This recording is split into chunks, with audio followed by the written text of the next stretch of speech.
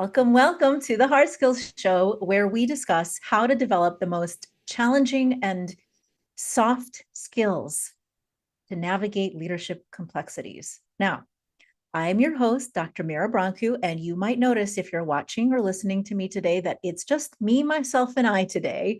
But don't worry, I promise to make it worth your while. Even though I'm technically just talking to myself, I promise I'm talking directly to you. So today we're going to be actually doing two things. First, I wanted to share an exciting transition for the show. And second, since I did get that last minute guest cancellation, I decided just to do another one of those client grab bag kind of questions today, like I did in season 4.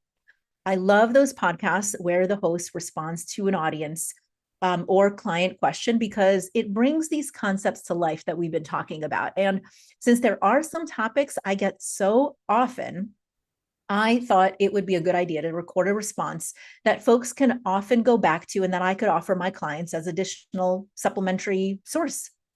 Today, that topic is about how to regulate your emotions when you are feeling so irate in a meeting that you just want to leave, shut down, or lash out. It is a common experience, let me tell y'all. So that is what we're going to be talking about today. Now, we're going to get into that in a moment, but let me share some exciting transitions for the show. We are moving into season 6. Now, seasons 1 through 5 each mapped onto the 5 stages of my strategic leadership pathway model that I use in my programs to help leaders make sense of where they are on their leadership journey and how to get to each next step. Those stages were facing uncertainty, developing leadership identity, mapping a strategy, navigating complexity, and making a greater impact. And we're just wrapping up season 5 with this episode today. Now, with those stages that I just mentioned, each time that you face a new leadership challenge or step, you go right back to the first stage of facing your new uncertainty, then working through considering your leadership identity and what adjustments you might need to make, then thinking through your leadership strategy and what's necessary now than before, then thinking about how to navigate the new levels of complexity and how to make that impact that you want at this new stage in your leadership journey. So it's cyclical. And that means if you're interested in those topic areas and you have a new leadership challenge or you've been promoted recently, I strongly encourage you to either listen to those first 5 seasons or re-listen to the ones that most directly affect what you've been going through at what stage. Okay.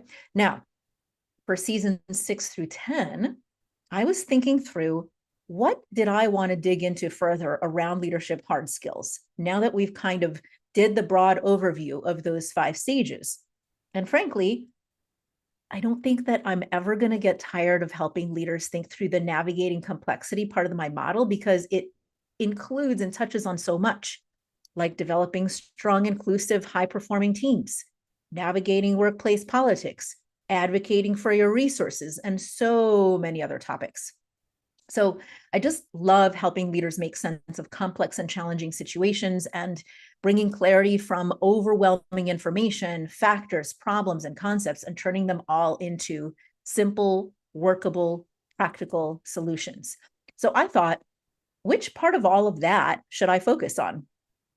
And then it dawned on me, my new book, the Millennials Workbook for Workplace Politics, will be published soon. And what better way to dig into workplace politics? Now, for those who have been listening for a while, you might say, Mira, didn't you already publish that book in 2021? Yes, I did publish the Millennials Guide to Workplace Politics in 2021. And since that time, I've been invited to run a number of book clubs, speak, and write on the topic. But about a year ago, a young millennial named Sarah Rose, hopefully I will bring her on the show soon, came into my life. I will tell you about that story when she comes on the show. She loved the book and wondered if we had planned to develop a workbook. And I was like, a workbook? Interesting. And she said, apparently she really enjoys workbooks as a better way to connect and apply the content. So my co-author and I invited her to co-write a workbook version of our book. And that's called the Millennials Workbook Guide to Workplace Politics.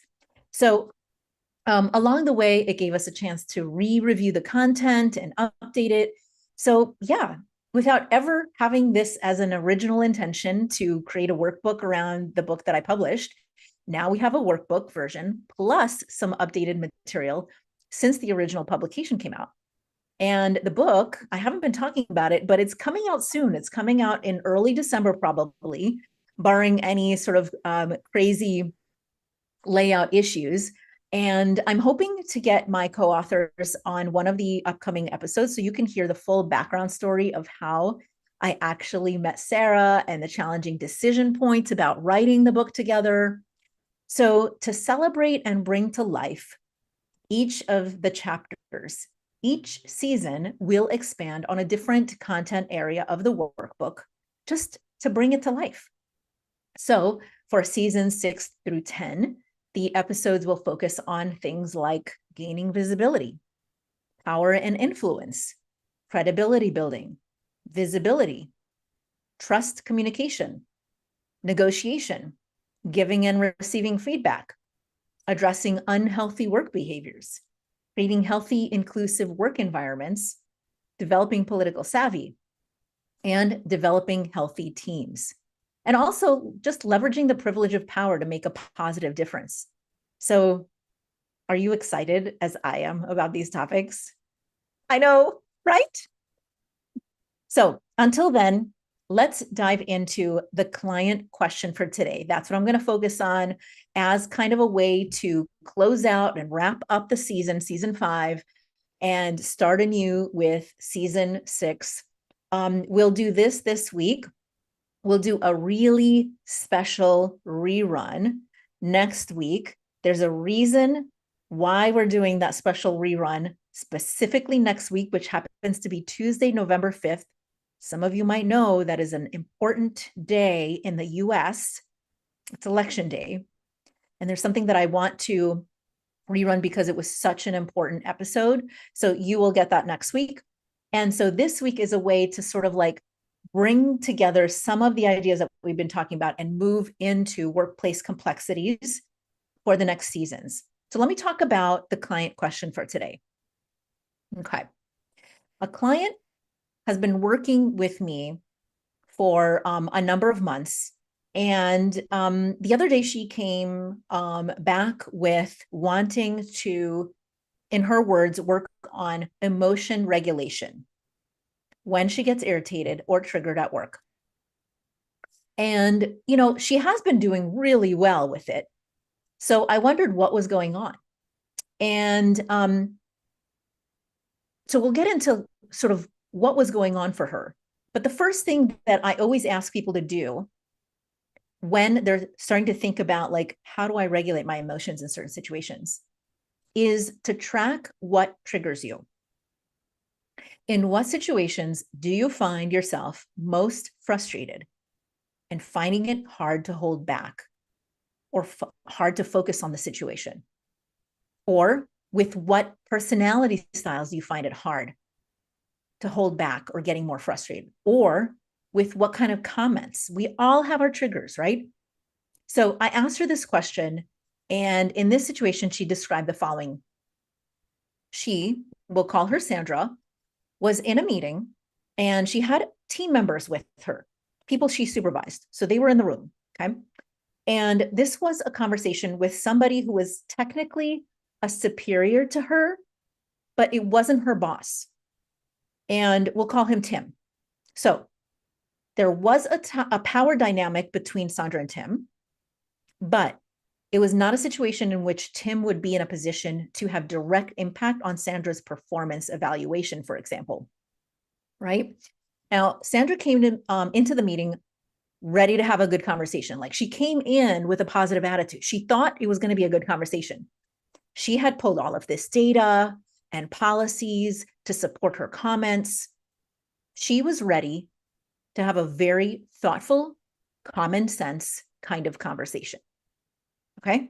So let's just be clear that she came in with the intent that this was going to be a productive, good, healthy conversation. It was going to be easy. They would address it. They would come to some conclusion, resolution, no biggie. Like there was not like a big history here that she was telling me about, right? But what she ended up doing at the very end is raising her voice, taking the discussion personally, and eventually saying, Tim, I've got a PhD in this. I'm the expert. You're not listening. And Tim, in response, reacted in a shocked way and said, I'm just going to need to elevate this to a higher level leadership. Probably shut down the conversation, right? And from his perspective, he no longer wanted to engage in the conversation, didn't feel like he needed to defend himself, and that's how the call ended. Now, Sandra's boundary setting and comment isn't necessarily bad, but she personally later felt really bad about it because it isn't how she normally addresses situations and conflict, and it's not how she wanted to come across. She felt like she lost her cool, and she wished she could have done something differently. She was really upset with herself, tossing and turning at night about how frustrated she was with the situation and with her response to him. And she's like, these are the things that I feel like I want a better handle on. These are the things where I feel like I don't have emotion regulation, right? So she asked me, how do I manage my emotions? I look at my colleague, Bill, who will just respond all stoically all the time. He'll say things like, okay, do what you want with this. He seems completely unfazed. And I mentioned these things, these situations to my partner, she said. And my partner says, why do you let these people get under your skin so much? Just let it go. I wish I could be more like that. I wish I could be unfazed. I wish I could just let it go. Right? So this is what she had a problem with. She was concerned that she could not let it go and that she would escalate the situation in a way that felt bad. And when these things happened, it would like overtake her thinking, overtake her mind. She'd be constantly thinking about how upset she was with how she responded and how much she wished she could just be like unflappable like Bill, or just let it roll off her back like her husband said. But she didn't know how to do that. And that's what she was seeking my advice for. Okay, so we're going to break it down, but we are reaching an ad break. And so I'm going to pause right there before we get to like solutions and what's going on. We're going to take a quick ad break. And I want you to start thinking about what you would do in this situation. Okay. You're listening to The Hard Skills with me, Dr. Mira Brancu, founder of Towerscope, a social impact company focused on helping leaders and teams navigate the complexities of today and lead better tomorrow by developing their hard people skills muscle. We air on Tuesdays at 5 p.m. Eastern. And if you'd like to join our online audience right now and ask me questions or share what you would do, I would love to hear from you. You can find us on LinkedIn. You could find me at Mira Brancu, or you could go to talkradio.nyc. And we're going to explore this a little bit more. And we're going to break it down after the ad break into like what's going on, how to understand this, and then what to do about it. So we'll be right back in just a moment.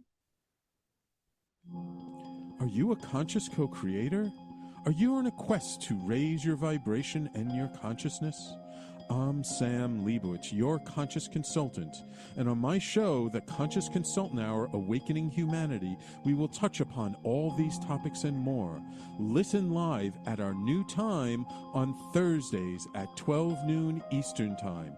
That's The Conscious Consultant Hour, Awakening Humanity, Thursdays, 12 noon on talkradio.nyc.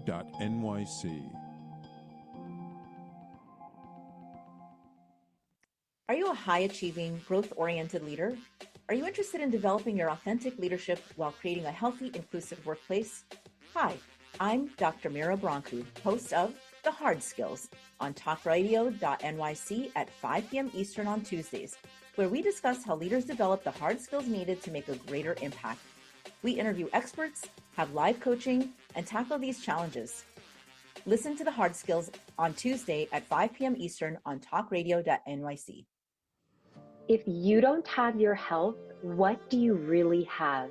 It's time to feel good in your body and shift from struggle to ease. Hi, I'm Elizabeth Tripp, your host of Nourish the Soul, where we explore the sacred wisdom of your body while you sit back, relax, and go on a journey of self-discovery. Join me every Tuesday at 6 p.m. Eastern Standard Time to awaken your heart, transform your well-being, and unlock a deeper understanding of yourself. You're listening to Talk Radio NYC. Uplift, educate, empower.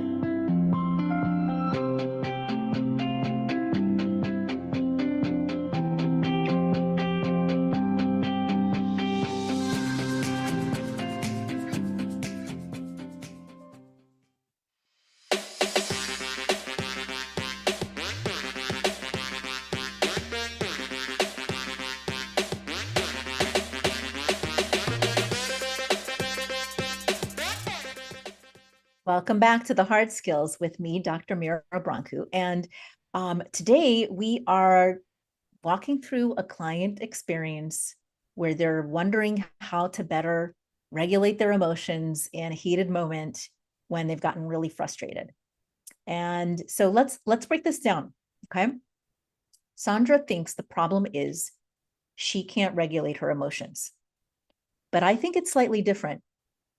She thinks the problem she has, okay, is that somehow no one else has this problem, right?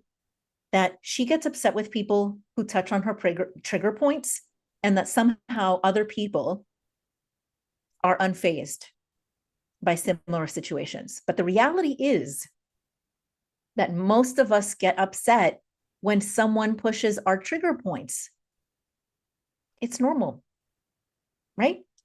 It's just that, number one, we all have different triggers, right? Maybe Bill or her husband are just unfazed by the same things that she is bothered by. And that's why they say, just let it roll off your back, or they don't react. Or the other option is, even if we have the same triggers, we might never know how someone feels about it if they just have a good poker face, right? So for example, her colleague Bill might be just as annoyed, be tossing and turning about it all night, just like her, but he may have found a way to act like he's not bothered by it, which makes it look like he's unflappable. There's plenty of us who are like that, right? Or this is just not his trigger at all, right? And Sandra might not be privy to the situations that do visibly trigger Bill. She might only be privy to the situations where she's in front of Bill and he's unflappable. So she's making false comparisons about herself and what she's capable of versus other people. So the point of all of this is that emotion regulation isn't the ability to tamp down your emotions and feel nothing, or shut those emotions down. Frankly, that would be unhealthy to not be able to feel any of your emotions when you're feeling frustrated or under threat. Our brains are not wired that way. Emotion regulation simply means that despite however you might feel inside, you have found a way to regulate your reaction to that situation and create a calming environment for yourself and often for other people as well. You might still be a mess inside and feel terrible, and that reaction might be incredibly normal. It's just what you do with that situation and with your emotions, okay? So what are the many ways that we manage emotions under threat? Okay, here are the many ways people react to situations when they feel that they are under threat. You may have heard of these: fight, flee, freeze, and there's a few others. Fawn. Okay. I'm going to go through each of these. Fight. Many of us think about this as like directly being aggressive, debating, yelling, bullying. It could also be pushing your idea on someone, charming or manipulating your way to get to the results you want, regardless of how they feel about it. All of these ways could be ways you might engage in the fight response. You're moving towards somebody to push your agenda, your beliefs, persuade them, influence them, argue with them, debate with them, right? To get to what you want. That's a fight response, right? That's one way to control the situation. Flee. Flee is another way, or to address the situation, right? To control the situation for yourself. It could look like running away. That's what flee sounds like, right? But it could be walking away. It could even be making cynical or skeptical comments, mistrusting or assuming ill intent, holding grudges, avoiding someone, avoiding a conversation, avoiding saying what you think and feel. These are all ways we flee literally or emotionally from something threatening. You're pushing away, right? That these are all ways to push away the emotion and push away the person, push away the situation, right? Okay. What about freeze? Another way to think about freeze could be numb or even dissociate. Okay. Freezing is shutting down, could be shutting someone out, could be minimal responding, could be using substances. It could be seeming to engage, but in fact, not actually being in the moment. Like some people might even black out and not recall the situation later. There's someone else, there's somewhere else, right? Disconnecting basically from the situation so you're not directly affected. Being unapproachable or cold to people could be another way, becoming detached from people. These are ways that we might freeze, numb, or dissociate. It's a way to disconnect from painful, scary, or threatening emotions or situations, especially when you cannot flee or fight, or it's just not in your way. A final way that we've learned in research that some people address certain kinds of threatening situations are fawn. Another word for this is tend and befriend. Okay. Some people will go to great lengths to do everything right, support someone else's point of view over their own, become deferential, people please, ingratiate themselves, all to avoid conflict or threat.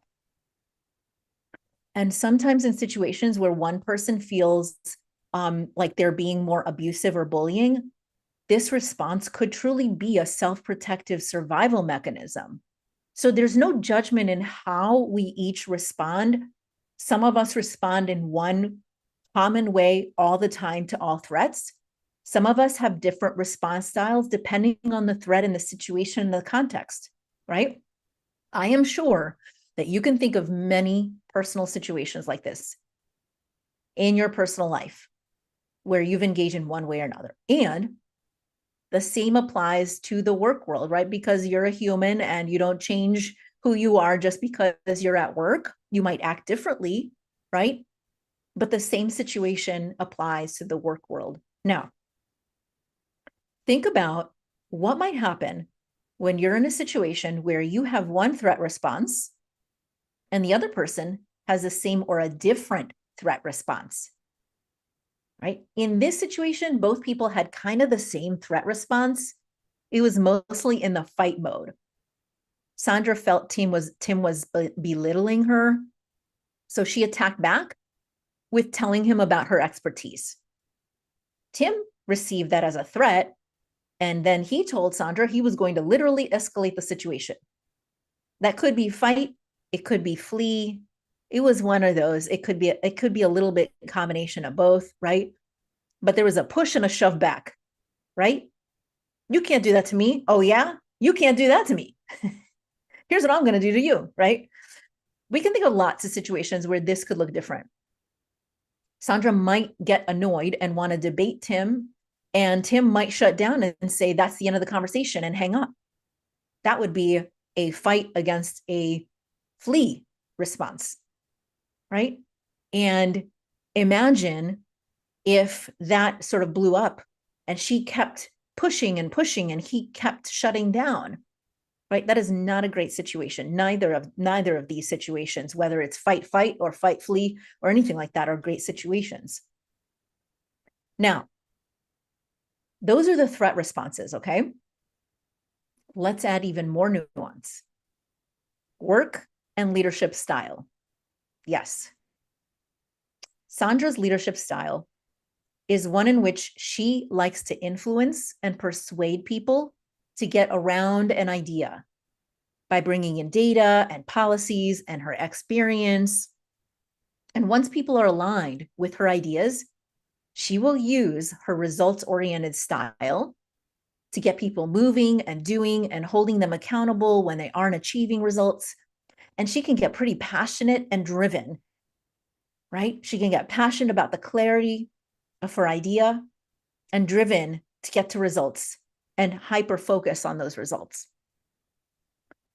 There's always a shadow side to all of our strengths. And for her, the downside to that style is A, she will take it personally if you aren't a fan of her idea or dismiss it or don't align. B, she will get frustrated if you don't understand her idea because it's so clear to her. And C, it might be hard for others to get her to open up to different ways of doing things or to get her slowing down. So one of the things we discussed is when her style clashes with other work or leadership styles, what does it look like? In the case of Tim, he is also a highly results-oriented person, which you would assume then they'd get along, but he has a clear way of doing things and he thinks his way is the right way. So imagine the discussion between someone who is trying to persuade and someone who's already thinking their way is the right way, and both are being stubborn about it. It is basically what happened. Push came to shove, right? Sandra and I also reviewed other work and leadership styles she has clashed with and why. And that is a topic for another day. But basically, it's important to understand who you're working with, what they value and prioritize, what they fear, and what motivates them. So you can speak not just your language, but also somebody else's work language. Okay? So far we learned what happens when we're under threat, how different work styles might clash. Okay? One final consideration is what happens when we use certain skills when we're most stressed out, right? Sandra said to me, 99% of the time, I'm calm and cool under crisis. So I don't know why the situation caught me off guard like that. I should be able to manage it well. Okay. So we're going to come back after the ad break to explore this next step. Okay. We talked about what happens when we're under threat. We talked about different work styles and how they might contribute to the situation and how they might sort of cut down your coping mechanisms. And when we come back, we're going to explore one last contributing factor and then come up with a four-step solution to this situation. All right. You are listening to The Hard Skills with me, Dr. Mira Brancu. And if you are online right now and watching on LinkedIn, you can definitely send me questions or thoughts or what you think we ended up doing or what your recommendation is. I will respond. And otherwise, we will be right back in just a moment. Hey everybody, it's Tommy D, the nonprofit sector connector, coming at you from my attic. Each week here on talkradio.nyc, I host the program Philanthropy in Focus. Nonprofits impact us each and every day, and it's my focus to help them amplify their message and tell their story. Listen each week at 10 a.m. Eastern Standard Time until 11 a.m. Eastern Standard Time right here on talkradio.nyc. Were you an essential worker during the pandemic? If you needed to learn stages of epilepsy, did you depend on advocates? Did you use new innovations to cope with mental and neurological issues? Maintaining high quality of life and keeping good mental health are what we all strive for. I'm Frank R. Harrison, host of Frank About Health, and each week top healthcare influencers, professionals, and innovators answer these questions and more. Stay tuned on Thursdays at 5 p.m. on talkradio.nyc, and I will continue to be frank about health with all of you. Hi, I'm Linda Marsanico. The A Train to Sedona is a memoir about my journey to love and compassion. It's also the name of my new broadcast on Wednesdays at 12 noon. When we are spiritual, we embrace possibilities and ideas, which strengthen our mind, body, spirit, health, and wisdom. On the A Train to Sedona broadcast, I plan to interview guests who embrace these expansive practices. Join us on Wednesdays at 12 noon on Talk Radio New York City. You're listening to Talk Radio NYC at www.talkradio.nyc, now broadcasting 24 hours a day.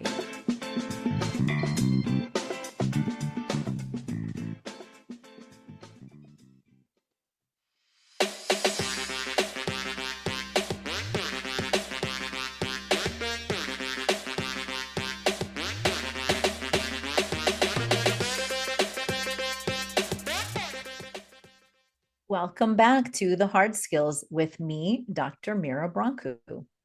So we just got done talking about what contributes to our stress response, right? What happens when we're under threat, how our different work styles might clash. And the final thing that I want to touch on is what happens when our coping skills are depleted. In our client situation that we've been talking about, Sandra said to me, 99% of the time, I am calm and I'm cool under pressure, under crisis. I don't understand why this situation caught me off guard and why other situations like this catch me off guard. Because I should be able to, I have the coping skills, I should be able to manage it. So I asked Sandra, what happened that day that could have made it different from other situations? Like, let's just break it down. What might be different in these kinds of situations and specifically in this situation? And when she described her day, it was clear it wasn't necessarily a typical day. She got woken up several times in the middle of the night with a family emergency. All of these calls from her mom, who is in a nursing care home and fell out of bed. So she had to respond to those calls from the nursing home and emergency room. And then she came to work and she got bombarded with one urgent issue after another.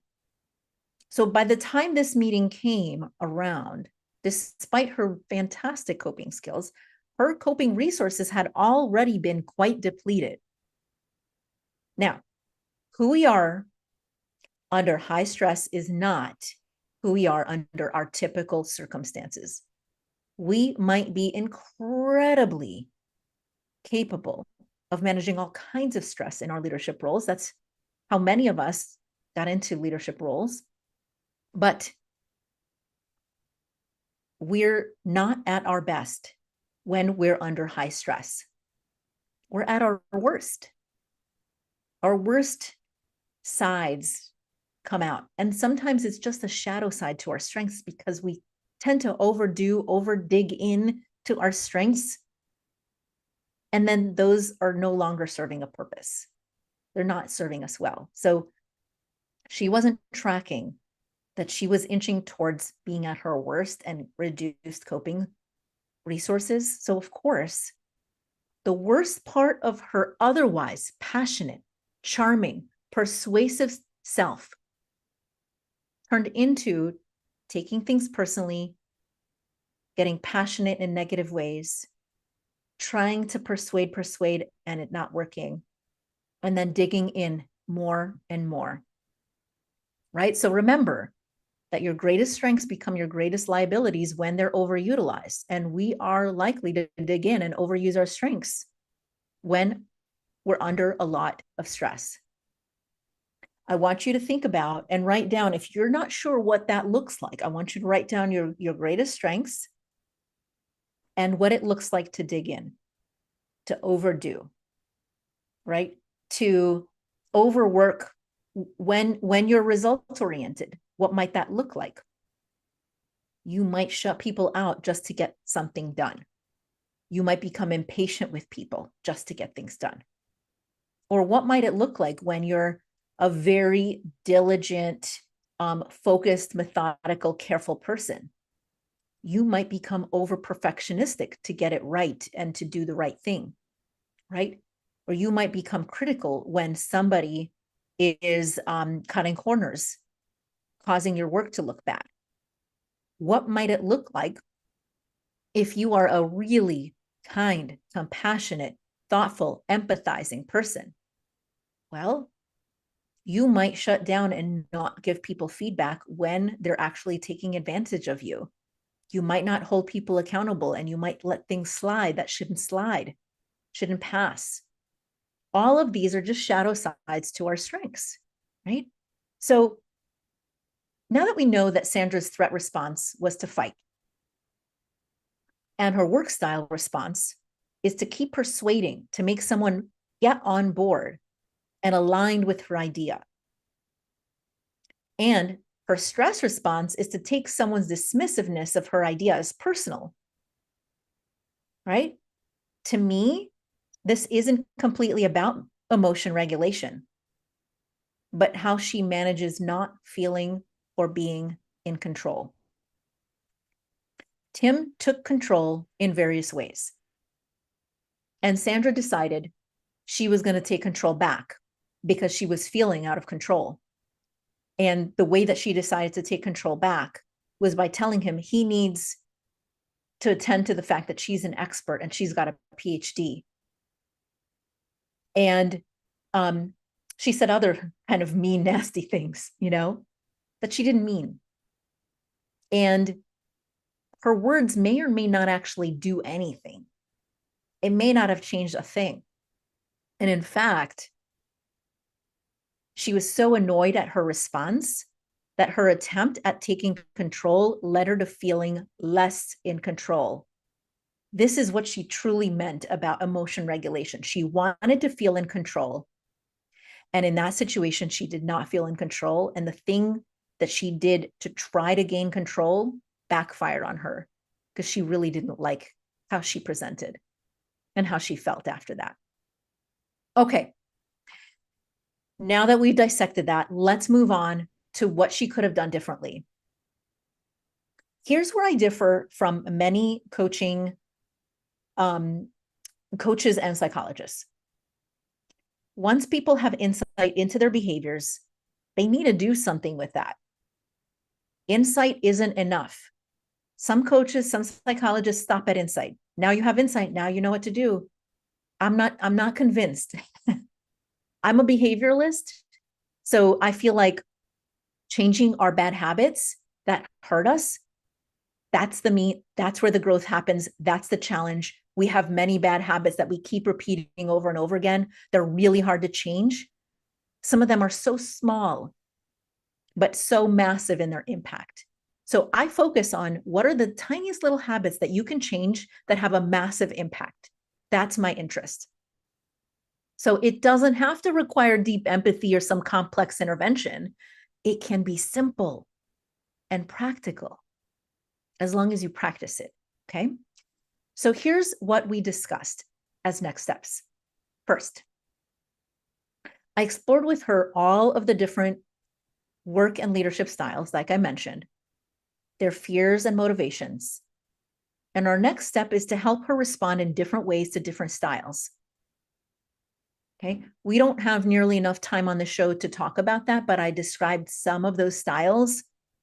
And when I work with clients, I will dig into helping people understand different styles, different motivations, different fears that each style has, and how to help and understand different styles and how to work with those styles. to minimize conflict and just better understand people and yourself. Okay. So we did some of that. Second, I asked her to think about how she wants to feel and what message she wants to convey the next time she is in the situation. Do you want to feel calm, kind, powerful, clear? What conveys the kind of emotional regulation you want to experience for yourself and you want others to receive from you? So I asked her to write these words down. Each time she knows she will have a challenging conversation, I asked her to take 1 minute right before she enters that conversation, write down her words on a pad of paper. Sometimes it could change based on situation, and put that pad of paper in front of her within sight so she can keep looking down and reminding herself, I am calm, kind, powerful, clear, for example. I'm going to portray feeling calm. I'm going to portray being kind. I'm going to experience feeling powerful. I'm going to be clear. And just keep looking at that, because it's the intention that you set that helps you sort of calm down the activating threat response. That's the amygdala in the brain, right? That's the threat response. It helps you calm it down and get back online to starting to feel some level of control of your intention. Okay. 3, in an ideal world, if she's able to track down how she's feeling and whether she's having a particularly stressful day, I want her to consider rescheduling an important conversation that will require more emotion regulation on her part than she might be able to offer herself. If your coping resources are depleted and you recognize that by the end of the day or by the time you have that meeting, it isn't the best time to have that high stakes discussion, can you reschedule it? Can you say, hey, something came up, I'd love to reschedule this? If you can, that would be an ideal situation so that you find a different time, a different day where you might be a little bit more at your best self with better coping resources available to you so that you're not pulling out those at your worst situations, right? The opposite of your strengths, the over digging your strengths. Now, finally, number 4, I asked her to generate a few open-ended questions that she can ask in the moment to buy herself some time when she's feeling her temperature rising. Asking open-ended questions instead of making statements or closed-ended pointed questions buys you time in the moment. And again, when your amygdala is firing, when you're activated, when you're feeling stressed, whatever small amount of time that you can buy to sort of calm that reaction, the threat response, does help. So for example, she can think about like asking, what other options can we consider? What led to this situation? What led to this decision? How can we better align around this? Now, closed-ended questions and pointed questions are things like, why did you do that? Is this really what you want? It puts people on the defensive and invites a threat response from them. So that is not what I wanted from her. I wanted her to think about some questions that could buy her time, but in a way that opens up the conversation and brings more information in without shutting the other person down and helping her regulate a little bit more her own threat response so that she can start thinking about like, how do I feel in the situation? What do I want to do with this situation? Okay. So that's what we talked about. Number 1, understanding different work styles, different threat responses, right? 2, think about what message she wants to convey and writing down those words right in front of her to have it in front of her. 3, tracking how she's feeling that day.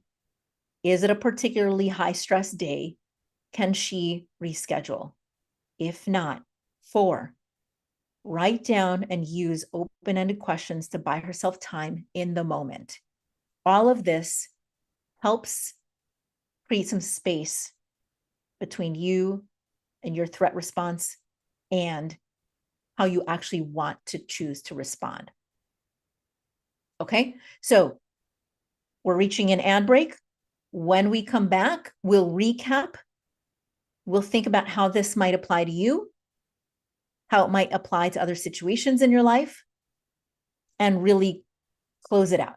Okay, you're listening to The Hard Skills with me, Dr. Mira Brancu.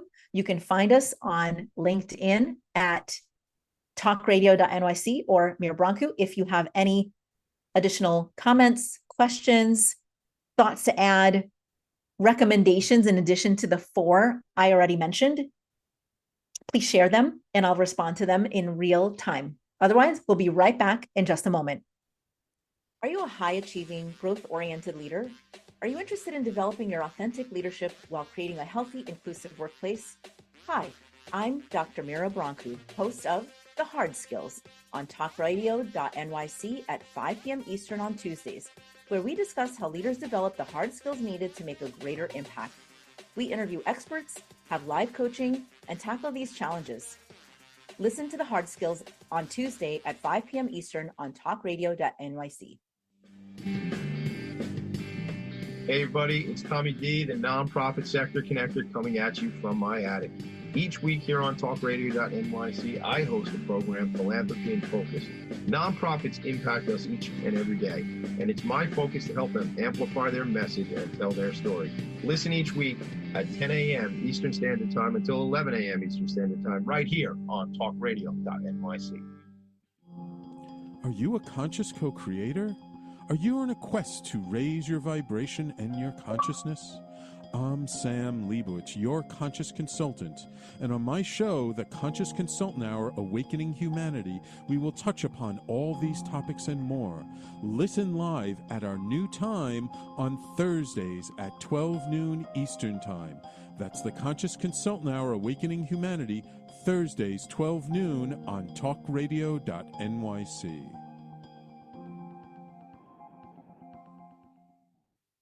You're listening to Talk Radio NYC at www.talkradio.nyc.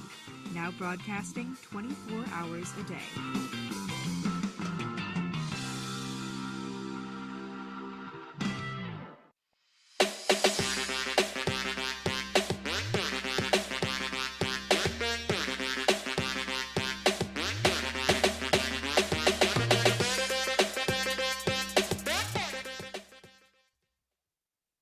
Welcome back to The Hard Skills with me, Dr. Mira Brancu. So we've been talking today about a client situation where they were wondering, how do I better emotionally regulate when I'm stressed out, frustrated with somebody I'm in a meeting with, or something happened at work? And the way that I broke it down is that sometimes these responses are not just about emotion regulation. They're also about like how we manage various situations when we want to feel like we're in control and we're not feeling like we're in control, right? We might be great at emotion regulation most of the time, but there are certain situations that feel like our control has been taken away, or like we've been put under a threatful situation, and threatening situation. And even though it's not threatening to somebody else, it might feel that way to you, right? So what we learned today, first, we learned 3 types of responses. Number 1, that threat response. Our threat response is when we feel like we're under threat, even if we're not under like actual real threat, like,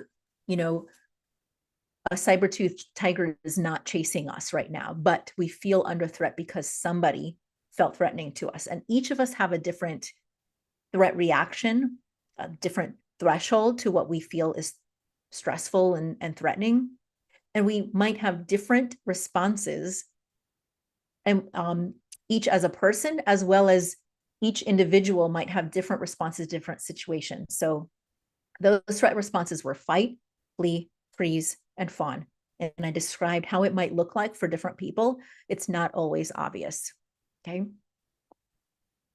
Then number 2, second type of response style. It's our work or leadership style. We each have different ways of leaning into our work, different ways that we prefer. And some of those things are massive strengths. It's why we're successful, right? And every strength, when you overdo it, when you dig in, or when you become complacent and you're not monitoring yourself, can become a liability. It could be your shadow side. Do you know what your strengths are? Do you know what the shadow side is to overdoing those strengths? If not, I strongly, strongly recommend that you start doing some self-awareness and self-development work. It could be done through assessments, coaching, therapy, asking friends and supervisors and mentors for feedback. I have done all of these things in order to get to understand myself better. And I recommend it to all of my clients. Okay. So threat response, your work style response. The last type of response we talked about was the stress response. When do you know you're stressed out? Can you tell? How do you know? What does it look like? I will tell you that people who are usually, like Sandra, calm under pressure, can handle a lot, are most of the time unfazed, cool as a cucumber, can manage crises amazingly well. Those are also the same people that are shocked when all of a sudden they let loose on somebody and they weren't expecting it, because they are less likely to attend to their stress response because most of the time they're not stressed out. So they're going to go about their lives chill, cute, cool as a cucumber, not even paying attention to when they're stressed out. And sometimes it's those people that really need more help figuring out, when am I actually stressed? What does that look like? What are those situations that deplete my coping resources and coping skills? And knowing that and being able to track and catch it soon and having a system to be able to do that. Okay. So those are the 3 types of responses we talked about: threat response, work style or leadership style responses, and stress response. And we talked about 4 steps to intervene. Okay. Step 1, understand yourself and others. How might your styles and preferences clash? How can you leverage complementary strengths and styles? How can you meet somebody where they're at instead of pushing them or pulling them to where you are? How can you address and identify when they're also having a stress response, right? So understand yourself and others. 2, create emotion intentions. How do you want to feel? And create the environment around you. Make that intention before you enter a stressful or high stakes conversation. If the conversation is important to you, if you think it's going to be a little tense, create an emotion intention and write it down. 3, schedule or reschedule high stakes conversations for a time that you can be at your best. And 4, use open-ended questions to buy yourself time. Okay, so those are the 4 steps that I recommend. Now, let's go back to emotion regulation for a second. The point of emotion regulation is that you do it well. And to do it well, you must first be good at identifying and labeling your emotions in the moment. People who have a hard time doing this are more likely to react in ways that feel surprising and unexpected. I will say that people who have learned to numb their feelings and squash them down and ignore them, who have been invalidated or dismissed for their emotions, who have been psychologically or emotionally abused or have traumatic experiences do have a harder time identifying, labeling, and even trusting their emotions. And if that's you, make sure to seek out a therapist who can help you learn how to get better at this. I promise it's worth it to learn how to listen to your inner self. Okay, there is lots more I can say on this, but in essence, when you can identify your emotions, especially feeling stressed out or under threat, you are more likely to have options. And the options I shared can help you slow down, take a breath, buy a few seconds, which is all you need to minimize the likelihood of making an impulsive or destructive response.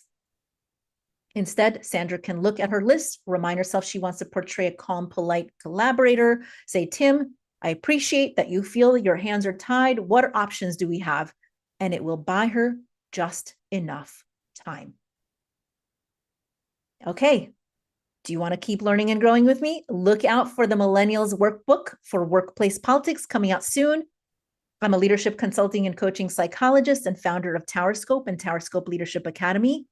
The stuff we talk about is also part of our private coaching and learning community for socially conscious, growth-oriented, high-achieving leaders in disrupted industries looking to find their leadership path and make a greater impact.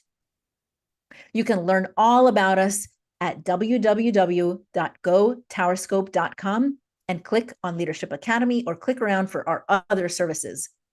In addition to being a live show, we're on iTunes and Spotify and Apple Podcasts and everywhere. So please go subscribe to the podcast, leave a review, and share with others to help increase our visibility, reach, and impact.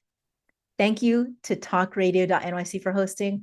I'm Dr. Mira Brancu, your host of the Hard Skills Show. Have a great rest of your day wherever you're tuning in from. Thank you all. Take care. Bye, all.